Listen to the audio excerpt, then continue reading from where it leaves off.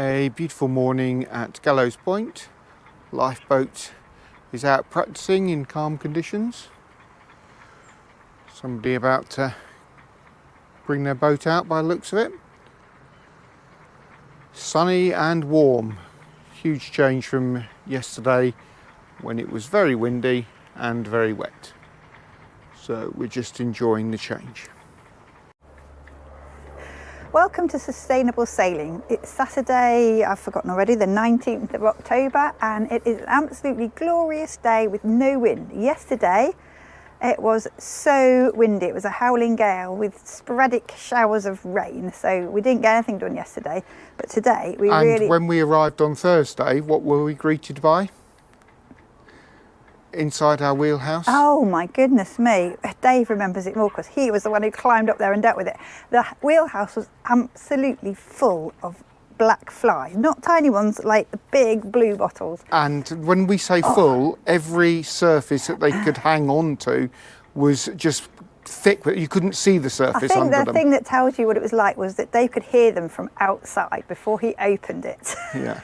So luckily we've got quite canny on them because they always like to come and hide in there at this time of the year, and we sprayed everything and vacked them all up. So anyway, I am super happy about the way the painting went. Obviously it's not perfect because we knew we'd left it and it was raining, but for protection it's fantastic. Everything's fully covered. It's got an interesting texture. You can see it on the boom there actually, Dave.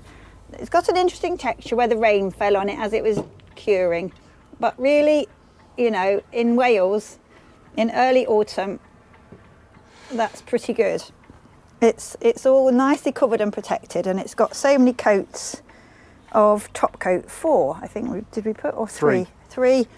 So I'm really happy about how that's come out, and the bit at the top of the mast blends in nicely and is better than the rest because we protected it from the rain. So really happy with the way that's turned out. Our target now is that potentially the next time we visit, the yard might be ready to put the mizzen mast up. We've got to finish all these jobs on it. So we've got the tangs on the top of the mast. They're pretty good. We might faff around a little bit with them. We've got the tangs, top of the mast is for the cap shrouds and the running back stays. We've got these ones good, these are for the forestays, and then we've got to fit the ones here for the aft lowers. And that's the ones where we were missing one of the tangs.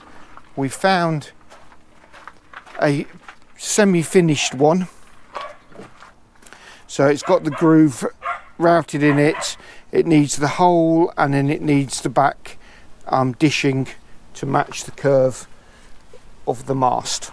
So that's what we're going to do now. Then we can have all the tangs on. These lower tangs we actually have to put the shrouds on with the tang because the spreader roots here, these spreader roots are so close to the top that once this is in place you can't get the shroud hooked over it. So we will get this on with the shrouds. Once we've finished playing with the tangs, the next job is the the spreaders. Sorry, yeah. The spreaders. Oh, the spreaders need work to hold. We need to make the ends of the spreaders able to take a Dyneema shroud instead of a small wire one, and then the only other remaining job, is to fit the mast head with all the bits to do with that. Sheaves and things. Yeah.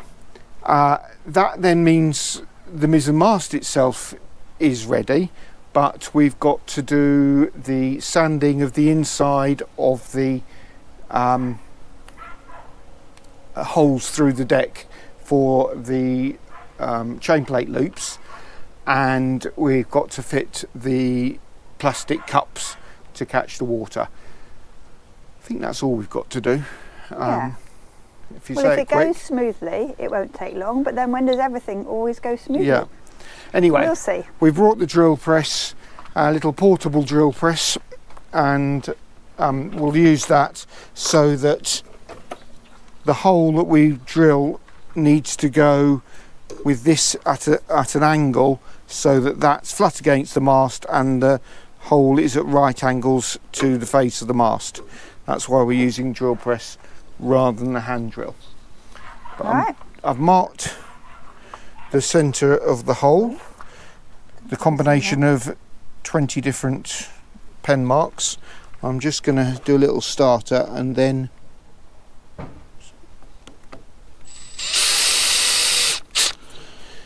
the next step is the Forstner bit, and that's a little bit of a challenge because it's going onto the slope, so it cuts the top of the slope first, which tends to try to bend it sideways. Yeah. Right, I'll do it slowly. Get this into the thing next, and we'll come back when we've got some excitement to happen. There we go, we've drilled out with the Forstner bit, which gives us the flat surface parallel to the mast to put the washer on and bolt on so that seats properly. Now change the drill bit and put the hole in the centre of that for the bolt. Okay, we're ready to drill. That's all lined up.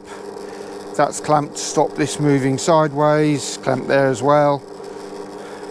Lost all the handles off my very cheap drill press. Makes it a bit less comfortable to use. I need a hand to hold the vacuum cleaner, so it's not very exciting drilling. I'll show you when I'm finished. We're having to change our minds. Yet again, we had the idea that we were going to put that piece of rubber which would equalise the height of these.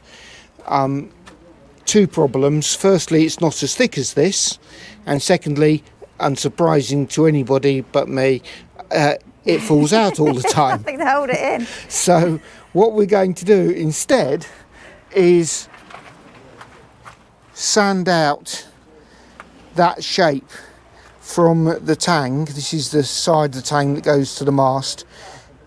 It's only a couple of millimetres, isn't it? It's yeah, not much. that so that the tang fits flat onto there. So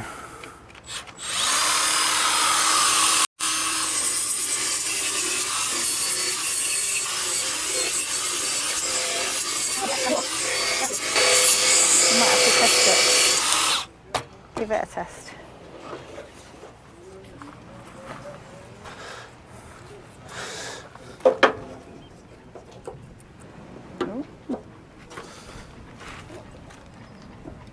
that's starting to look pretty good.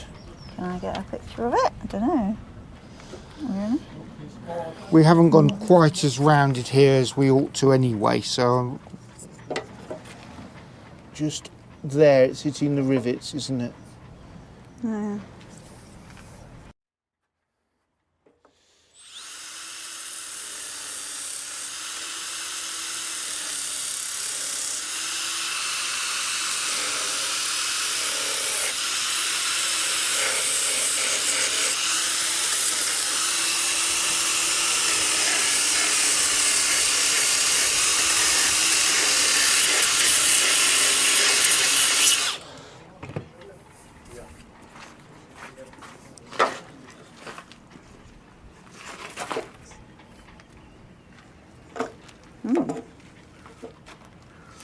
Well, that looks good to fit. It's quite deep, isn't it, really? Let's go a bit deeper here.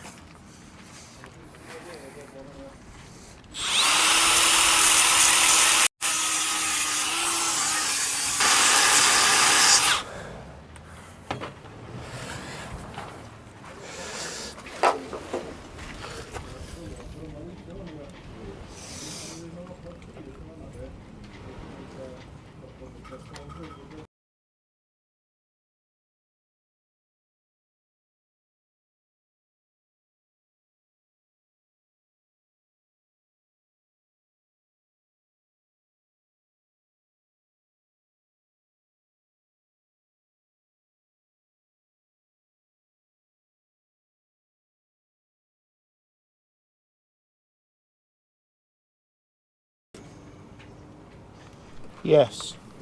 I reckon that's pretty darn good. Looks good from here.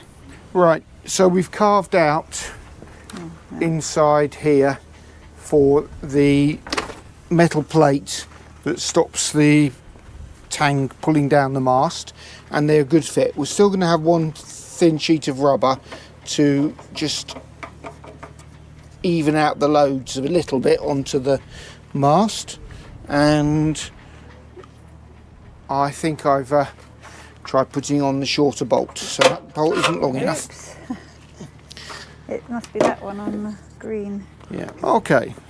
With the correct bolt, there's a better chance that it will fit. I hope everybody's happy with that bolt being a tight fit. If you're not. Well, it's not meant to turn, is it? We don't want it to turn. Cool. That's right. Definitely better than it was.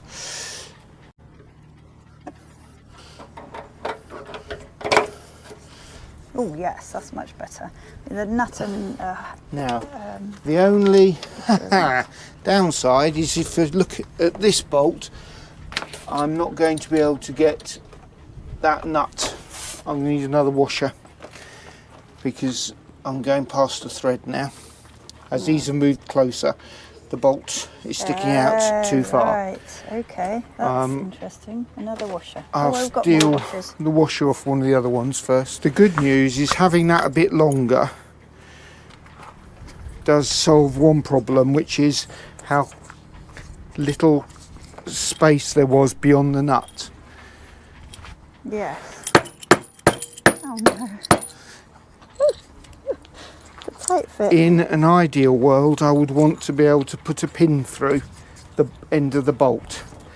These bolts are not going to allow me to do that, so we are going to have a combination of a nylock nut and plenty of Loctite, and say we will do better for the main mast. I think for the main mast, my preference is, although we tried bolts, I think we might use threaded bar and put a metal sleeve inside the tang. Then we can cut it exactly the length we want when we're afterwards, ready. Yes, and we can drill it and put the thing on. But the there's another nut in the blue section. Right. Another. Not a nut, a washer. Yeah, if we use threaded bar with a sleeve, we will be able to drill it and put a split pin through, which incorrectly the Americans call a cotter pin. Oh. Not that that winds you up at all. No, Americans never wind me up by using the wrong words for things. Different words. The wrong words.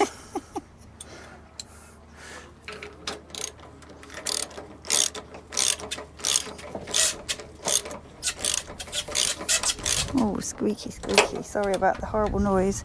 It's the polystyrene. Yeah. Still going to need one more washer, but that's sitting pretty, so to speak. Oh, that's a lot better, isn't it? Yes, that looks much better.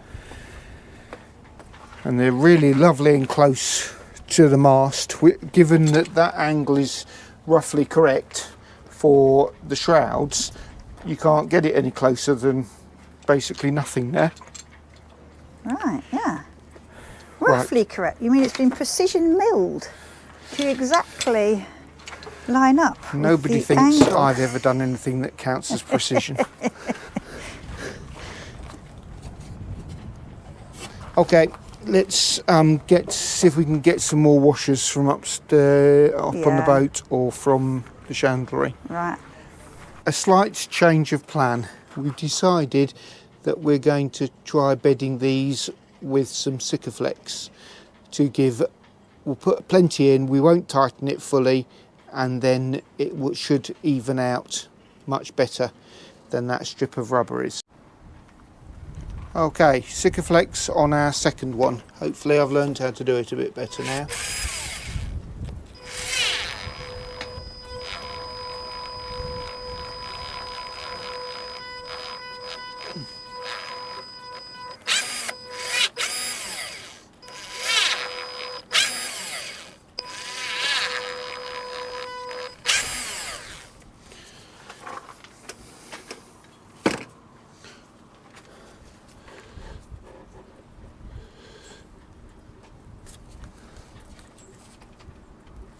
think that's better, don't Oh, you? that looks great. I'm very impressed. This one's a bit tricky though. I'll come around that side, I think.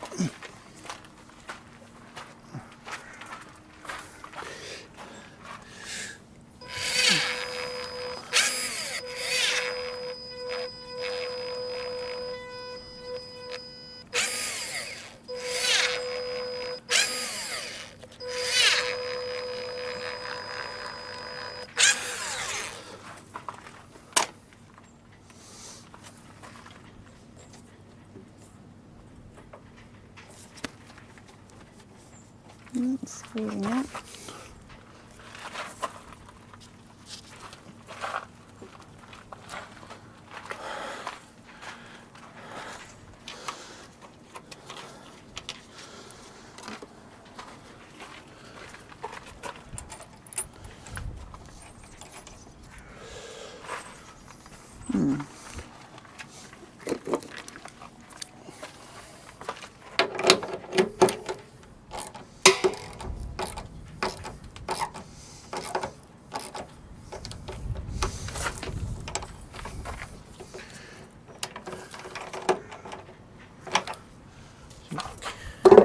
Good.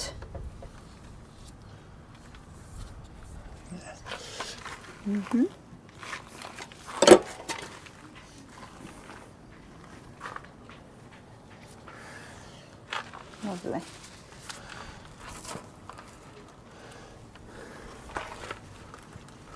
It's come out all the way around. Yep. Just getting rid of some of the excess.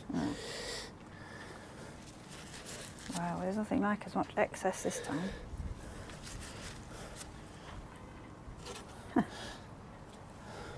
By the time we've done our 2 masts, we'll know how to do it, won't we? Yeah, we haven't done a lot of Sikaflexing up to now.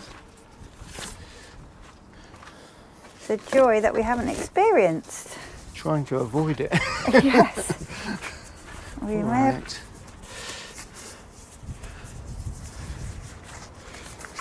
Impossible to avoid it forever. Last one.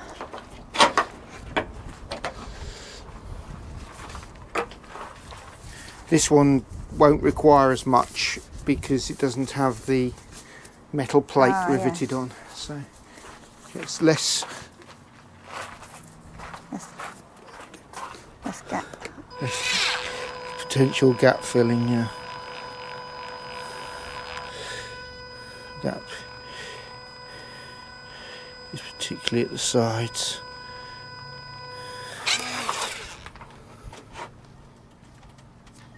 Okay.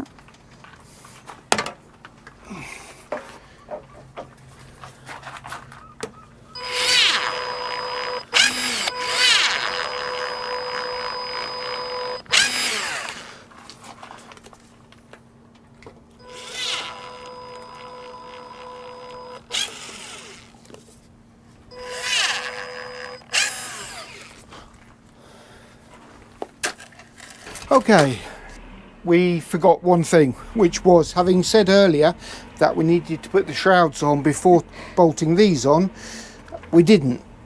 So we had a little bit of a off-camera panic to take it apart again, but these are now on, and we'll just keep moving those because there's a little bit of Sikaflex which is going to add to the extra anti-chafe. So just make sure it doesn't get stuck. And fortunately, I think we've got space to just get to these holes here, which are for the pins that hold the spreaders on. Right. So we have our first 2 shrouds in place. Whoa. And when I pull it, it doesn't break. Look how strong it is. I can pull it and it doesn't break. Honestly, you're so witty. Right. If I can't break it like that, then Clearly that mast is going to stay up. Yeah. Right. We've got to get on with the other jobs now. Alrighty, now we've got all our mast tangs working. We're working on the spreaders, and we've got the first one with its 2 clevis pins and split rings to stop them pulling out. We've got the clevis pins in on the second spreader, and Jane's just about to fit the split rings for that. And then we've modified the end of the spreader. Can you see there, we've made a much bigger U shape that the shroud will sit in, and we just got to get a split pin to stop that coming out, and it'll go through there, and there's a little square hole just there, so we can put a lashing to hold that in place while we're putting the mast up. Obviously tension will keep it in the U thereafter. Next steps is to work on the stuff for the masthead here. I've got all the bits somewhere over here. So we've got the masthead itself, we've got our 2 spacers for the, I'll go back over here, Oh my word, it's for so the hard to do VHF. this. Oh, I've got to find the foot that goes on there. Right, we've got the pins that hold the wheels in space. There's this funny spacer between them, and one of them is so short that it sits inside the mast. That's right, the mast itself stops that sliding out. The other one is a bit longer. Just got to remember which one is which, or work out which one is which. We've got the 2 J bolts that hold the mast head down, and I've got the bolts for that. Got the lithium grease and some bootle so that we can make sure we don't have any galvanic problems.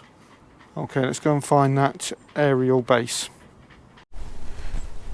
Well, it's getting late, but we've got this aerial is now fully sorted, and we've put some Sikaflex around where it goes into the mast so that it doesn't chafe.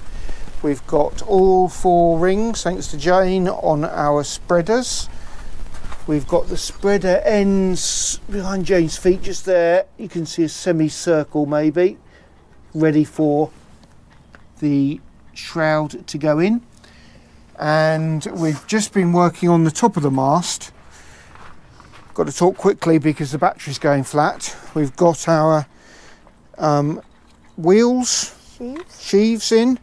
We've got the mounting for the AIS, which is this complicated thing. It's got 2 layers of FR4 with to make the hole travel from the side to the middle for that big base there. That's all bolted on and has got plenty of white lithium grease and butyl to try to reduce any chance of corrosion. And these ones are held in with a split pin through the end of the pin there. These ones, the pin had just been smashed with a something to splay it so it didn't fall through, because it doesn't have much space. So what we've done is we've just put a little rectangle of FR4 on each side with Sikaflex adhesive. So hopefully all those do is act as cheeks to stop the pin moving. We're now ready, we think, to put that onto here. We've got our halyard for the mizzen staysail, we've got our halyard for the mizzen itself, and it's just a matter of threading that thing onto there. It's now 5:45 in the evening, sun's setting, and we're going to need to go into therapy. Yes. I hate mousing lines up masts. The thought of doing the main mast is filling me with dread already. Okay, let's just talk about where we've got to, because the mizzen mast is so close to ready to go up.